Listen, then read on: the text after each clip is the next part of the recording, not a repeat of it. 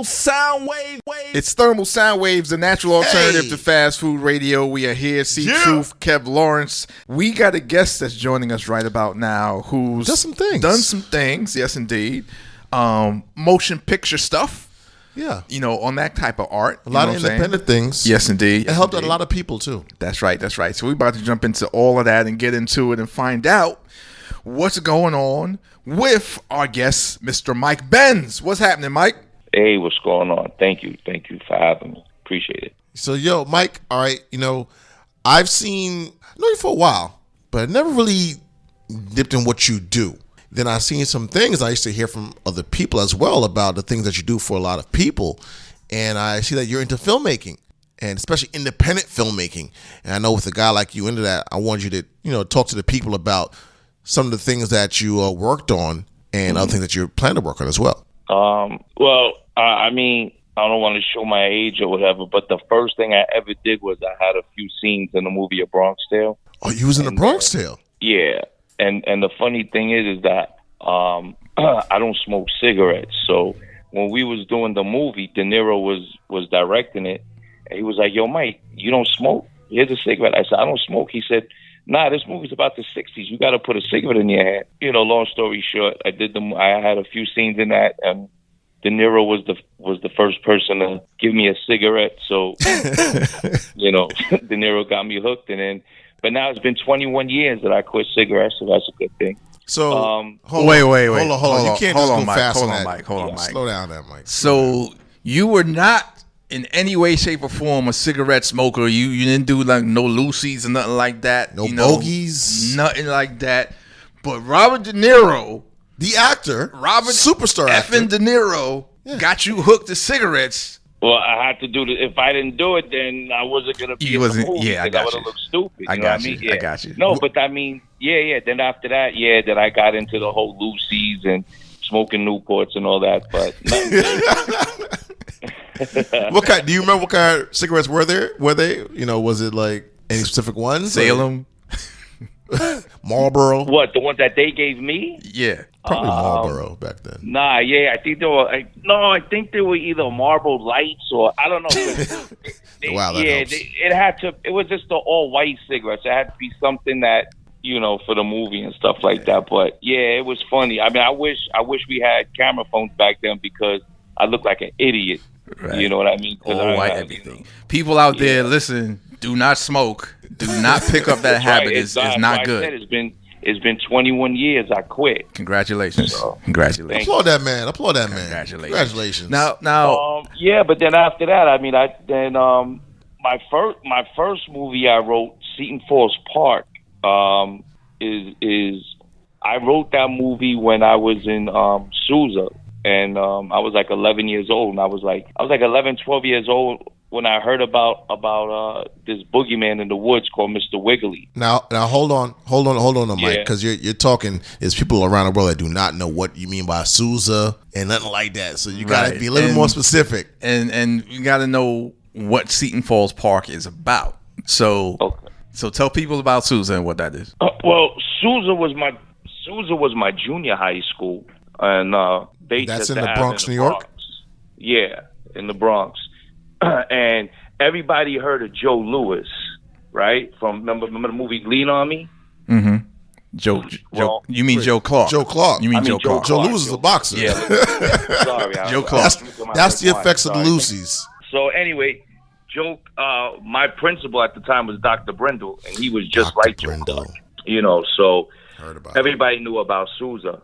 But what happened was one day, it was Friday, it was Freshman Friday, and all the seniors, they're gonna grab a freshman and make them hold their books, smack them up, whatever. So anyway, I ran in the back of the wood. I played hooky that day, and a few seniors was like, "Don't worry about it. Old man Wiggly's gonna get him."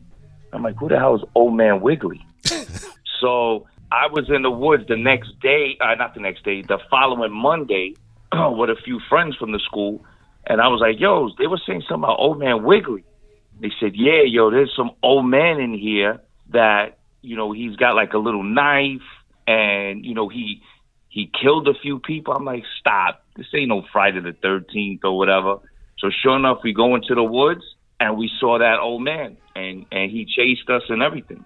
And then I wrote a script about it, and I was like, damn, what am I gonna call it? So we always called it Sousa Woods until somebody showed me the sign that says Seton Falls Park. And then I just ended up writing this movie about this old man in the woods preying on couples, so it's almost like a Friday the 13th in the Bronx. So when did you write this, and when did this come out? Like, did you actually film it and all that? Like, tell us a little bit background on it. I wrote the movie when I was 14, 15, which was like 1,000 years ago. And then, wow. And then what I did was I was like, when I did A Bronx Tale, I even told Dinero about it, and he was like, oh, I would like to see it and blah, blah, blah. And then one day I was like, you know what? This movie business is really hard. It's like, I don't want to like ask people for money. I got to start submitting this, submitting that. Like, what gives you the right to tell me that my movie idea is good or bad? You know what I'm saying? Like, I don't care if you won awards or whatever. It don't matter, right? So I said, you know what?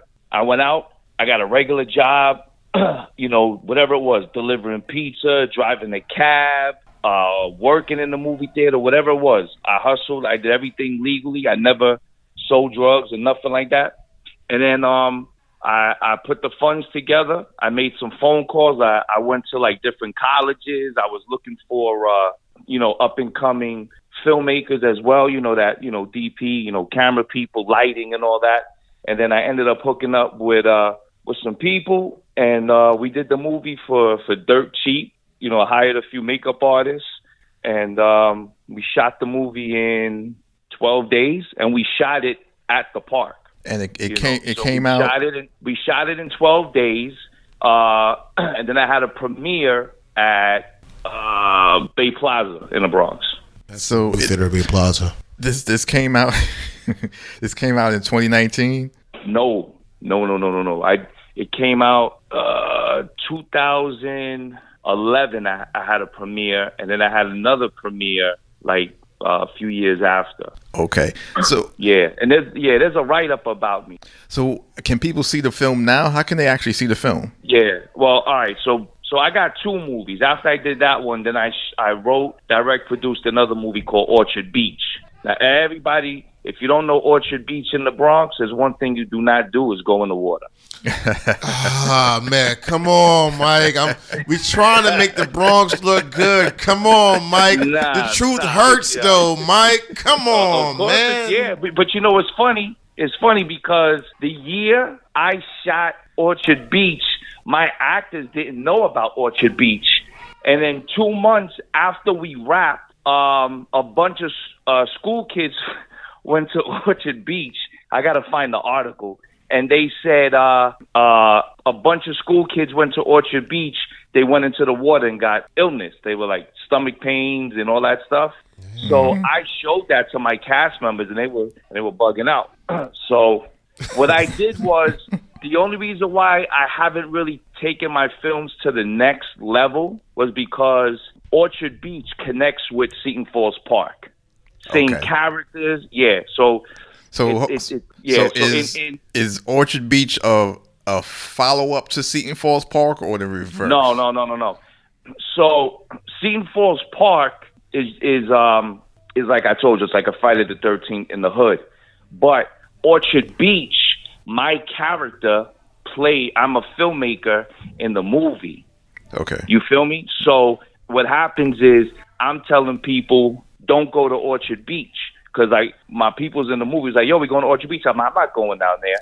And then what happens? It's a zombie movie. So there's one scene in the movie that I bump into not bump into a zombie, but like I'm driving and I see this girl with blood on her face and she charges me. You know what I'm saying? So I record her. So when I bring it back to my peoples, it was like, yo, is that a trailer for your new movie? You know what I'm saying? So that's why it connects. Okay, gotcha. But so anyway, on my Facebook, I was promoting my film. I was promoting the trailer, all that good stuff. And then a CEO of this network called Jam Network TV had hit me up, and he was like, "Listen, I'm doing, I'm putting movies on this channel. It's gonna be like the new Netflix, but for black artists."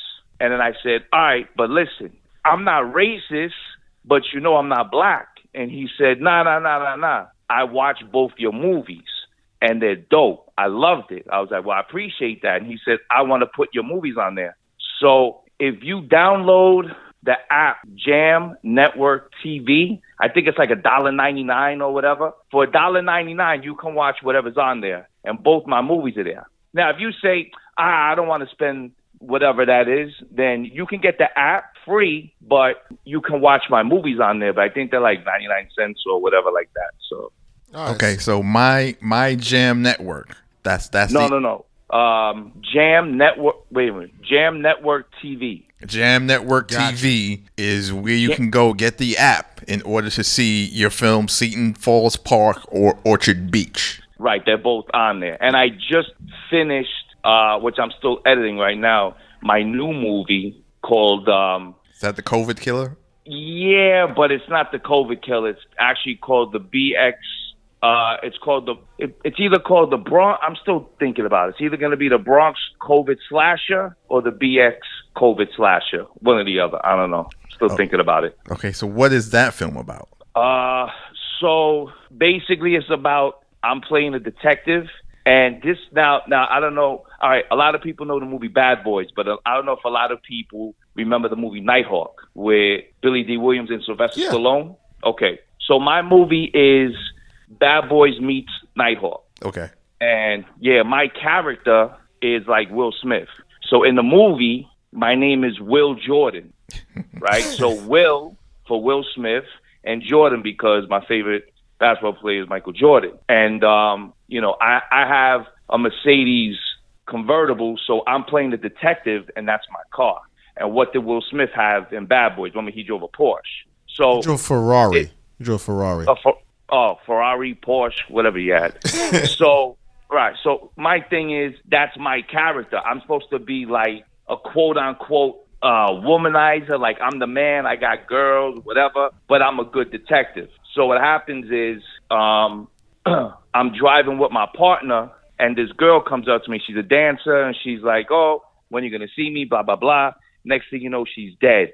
So it's about it's basically about a dude that's just going around killing women, but the women he's killing are linked to me. You know what I'm trying to say? So I'm trying to figure out whoever's killing these girls that are linked to me. I must have either locked this guy up. I must have done something that this guy really wants to get back at me. Right. But what's happening is happening during the COVID. Gotcha. So that's why I'm calling it the COVID. It had nothing to do with he has COVID. No. It had nothing to do with that. It's during that time period. Right. Okay. It's just like It's just like when that movie Sum of Sam. The reason it was called Sum of Sam because it was that year and all that stuff. Right. So, yeah. Gotcha. No doubt. Yeah. It's Thermal Sound Waves, a natural alternative to fast food radio. We're here, C.Truth, Kev Lawrence. We're talking to Mike Benz, actor, writer, producer, here on the program. You can catch him. If you're seeing like the old reruns of like Bronx Tale, he's up in that. And he has two films, Seton Falls Park and Orchard Beach, that you can get if you get that Jam Network TV, app. yeah. Jam TV Network. Jam Network TV. Yeah. Jam Network TV app to check out. And of course, he's just telling us about the new joint that he's working on. Working title is the Bronx COVID Killer, but it may be something else. COVID Slasher. Bronx COVID Slasher. It might be something else by the time it's all done. Now, real quick, how did you get into acting and writing and stuff like that? You were doing it since you were young. How did you get into that? Was that something you always wanted to do, or was it something that you were into some art and you fell into it? How'd you get into it? Well, growing up, I was a diehard Yankee fan, so I was like, I want to be a baseball player. So, funny story, just growing up playing baseball, whatever. And my father, may he rest in peace, was like, Mike, what are you doing? I said, I'm playing baseball. He's like, why do you want to play baseball for? They don't make money. I remember in the 80s and the 70s, the 80s, if you try to be a baseball player, you was not making that much money. You had to play 10 years just to make that $1 million mark. What they've gotten in the last years has been ridiculous compared to what they used to get from before. What was that? What baseball players started getting in their latter years is way different from what they was making before. Before you really got to have the love for this, like severely. Exactly. Not to go off topic, but something that's funny that a lot of people don't realize. What's his name? Yogi Berra, only baseball player to ever have 10 championship rings. Right? He hit 3 home runs in one game. And then once the game was over, he had to go to his second job, which he was a waiter. So imagine you just finished watching the Yankees, and you're like, wow, Yogi Berra, you just hit 3 homers, man. Yo, you had a great game. I was there. Oh, thank you. Oh, by the way, can I get more butter for my bread? You know what I'm saying? Like, it's kind of tough. So what happened was playing baseball, I never gave up. I was playing basketball, whatever. And then I was around 10 years old. And I did a play in my elementary school, PS 87, and I don't know, I did well, and people were laughing at my part, whatever. And I was like, you know what? I like this stuff. So I started getting more into movies. I taught myself how to edit with 2 VCRs. With 2 VCRs. Explain that to the people out there, because that's really old school right there. Yeah. So, all right. So I would take my video camera, right, and I would record myself, my mom's, may she rest in peace. So, like, I did, like, for instance, one day I came home and I was like, Mom, I need you to do me a favor. She was like, yeah, what's up? I said, I'm going to record you. I know you don't like to be recorded, but I just got to do something. She was like, okay. So I recorded us having a conversation. But what I did was I recorded her while I was speaking. So I was, Ma, how's your day? Blah, blah, blah, blah, blah, blah, whatever. She was just answering. Then I turned the camera on myself, and I was asking her the same questions. You feel me? And then what I did was I put, I would take that tape out the video camera, because remember back in the days, the big ass camera. Oh, sorry, the big cameras. You got the VCR. So I took out the cassette tape. I put it in one VCR, connected the other VCR, and put a blank in there. I would press play and then press record on the other one, and I would stop it, fast forward, rewind, whatever. And then when I put it together, it looked like I'm asking her the questions. And then you see her answering it back to me. So I taught myself how to edit. So I basically taught myself how to do everything, write, direct, all that. I used to sneak on movie sets. I used to be like, yeah, I'm here to help out this or that. I'm doing props, whatever. And I used to watch people how they did it. So I never went to school for it. I just really taught myself. You got on the hands, on the job training, which is that's applying yourself. What people usually tell you to do anyway in the game. So you were doing that early and very smart to do that. Exactly. That's how you learn. Some people just say, I'll just wait for somebody to give me a call or respond back to a call or email. But no, you actually went out there and figured out a way how to, like you said, get on certain sets and learn. Yeah, exactly. I never went to school for it. I never like hollered at people like, yo, how do you do this? I just said, you know what? There's no rules of filmmaking. There's no rules at all. You know what I mean? It's just. And when you say that, what do you mean by that for people out there that might want to get into film? Okay, there's no rules. Meaning is when you film a movie, you don't have to put the credits in the beginning. You don't have to put the credits at the end. You know what I'm saying? You don't have to do anything like that. When you film, it's just you film. Nobody says you have to use 35 millimeter or you have to use a Super 8. You know what I'm saying? Like when people tell me, hey, what did you film your movie on? Did you use it on this and this? I don't know any terminology. That's why I hire people. But now everybody's shooting on their cell phones, you know, or just regular digital cameras. So, like, if you watch movies now, you watch a movie, and the beginning, like back in the days, the beginning, they would always have, like, a dope intro, who's in the movie and all that. Now, that's gone. Like, that's out the window. Like, 90% of the times when you watch a movie, it just goes into the movie. And then at the end, you'll be like, oh, I knew that was so-and-so in the movie, or you know what I'm saying? So there's no rules. Like, nobody said this is how you write a movie and this is how you, because to be honest, I don't write scripts. What I do is I just tell my actors, all right, listen, you know, this is the scene, this is what we're going to say, but if you want to say anything else, that's fine, as long as you stick to, you know, the story. So it's like if I got a scene, improv. Right. Yeah, exactly. A lot of improv. Line. Right. Because I'm not going to write a scene of how a girl is supposed to turn down the guy. But I would tell her, you know, say at least say this line. I don't care what else you say, but you got to say this line because it's important. You know what I mean? Right. So a lot of times people are comfortable. Some people are not comfortable. You know, a lot of people need scripts. They need dialogues and stuff like that. You know, and then after when I did that with my first movie, I didn't know I was watching Curb Your Enthusiasm. And then I started finding out him, Adam Sandler, and a few other people in the business, they do the same thing. They don't use scripts. Right. And the him you're talking about is Larry David. Yes. Yeah, Larry David. Yep. Right, no doubt. We're talking to Mike Benz here on the program, Thermal Sound Waves. Hit us up, 347-454-1278. Email us, thermalsoundwaves@gmail.com. Real quick, because we're going to let you go. I know you got some things to get into. Who are some of your favorites, like right now, or just in general, that you enjoy as a filmmaker? Well, my all-time, I got a lot, but... Just give us a couple. Give us a couple. All right, so if I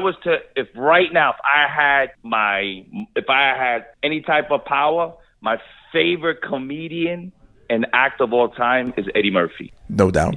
Got you. I was cool with his brother Charlie. Mm-hmm. You know what I mean? Which I miss him. Yeah. And he was actually supposed to be in Orchard Beach. Okay. But unfortunately, yeah, man, you know what happened. So so I got Eddie Murphy. Mm-hmm. Now when you go with slapstick type of comedy, you know, that real corny comedy, but you gotta laugh, then I grew up Mel Brooks. That's classic right there. That's real classic. Mel Brooks, yeah. Some people may need to really go and look at who their favorites are, who they learn from. Yeah. That's Mel Brooks. That's a staple that a lot of people use the techniques that he uses. Yeah, I mean it's great. I mean like even like Leslie Nielsen. Yeah, you know what I'm Naked saying? Gun. Like, he was just all those movies. You know. Yeah, absolutely. But now if you go with horror, I go with somebody like, it's really tough because I put Wes Craven and John Carpenter in the same category. Well, heavyweights right there, heavyweights. Because the thing about that is, it's the same thing what I do.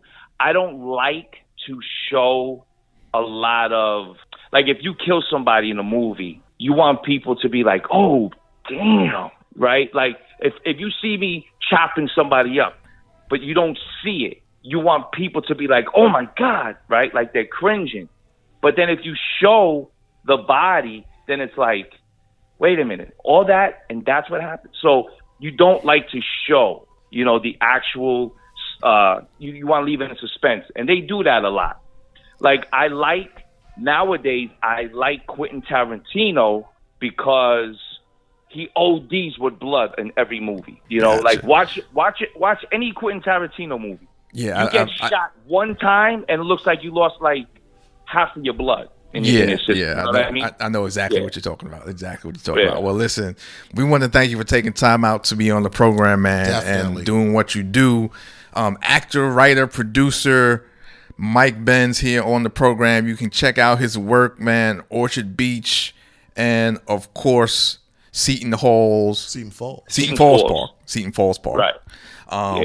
The Jams Network TV app. That's how you can get that. You know what I mean? And check out his work on there. And for more information and to check out your work and just to see some things like some video clips or what have you, where can they get at you? Well, they can get me on my IG if they want. Let them know. It's smooth, SMOOVE _BX_film_maker. So that ain't that bad. You made it seem like it's gonna be some serious abracadabra. You alright, man. You alright, man. I do that, you know, it's long, just like my email. My email is mad long. So when I go places, they're like, "What's your email?" And I start telling them, they're like, never mind. But I got a lot more movies that are gonna be coming out soon. So let's see what happens. I mean, I got I got some stuff. I got a few meetings with Netflix coming up soon. Hopefully, if not, I get somewhere else. I mean, I don't know.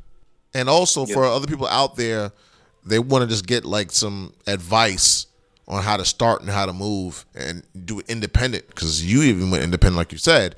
They can hit you up as well, correct? Yeah. I help a lot of people. I help two of my boys, and one of my boys actually started the Grand Concourse Film Festival, and he's doing really well in that. And then he put my movies in there, you know. And every time he sees me, he's like, "Yo, I always appreciated you teaching me how to do things." I show anybody. I'll teach anybody as long as they're willing to sit there, listen, and not just think, "Yo, I want to drive a Benz like you," or "I want $10 million in a bank, so I want to shoot a movie." It don't work like that. No doubt. You know what I mean? Right. If you're doing it for the money, don't talk to me. If you're doing it because you love movies and the art of filming, holla at me. Definitely, no doubt, man. Well, listen, thanks you once again for being on the program. Mike Benz, folks, make sure you check him out. Check out that work. Bronx COVID slasher. You know what I mean? Orchard Beach and Seton Falls Park. Yes, Seton Falls Park. There it is. No doubt, man. Enjoy the rest of your evening, night, afternoon, morning. You gotta probably hit that wine. You sound like he was hitting that wine. About to drink some red wine and play some Ms Pac-man. Hold on. You think I'm lying? Hold up. No, I don't think you're lying. He got the arcade. Classic. No question. All right, man. Man. You should have did that commercial with Craig Robinson. That Pizza Hut commercial. Craig Robinson got that same thing that I got. That cocktail day we was eating the pizza and stuff. Yeah. All right, man. All right, thanks a lot again. I appreciate it. Yes, sir. All right. It's Thermal Sound Wave. Thermal Sound Wave.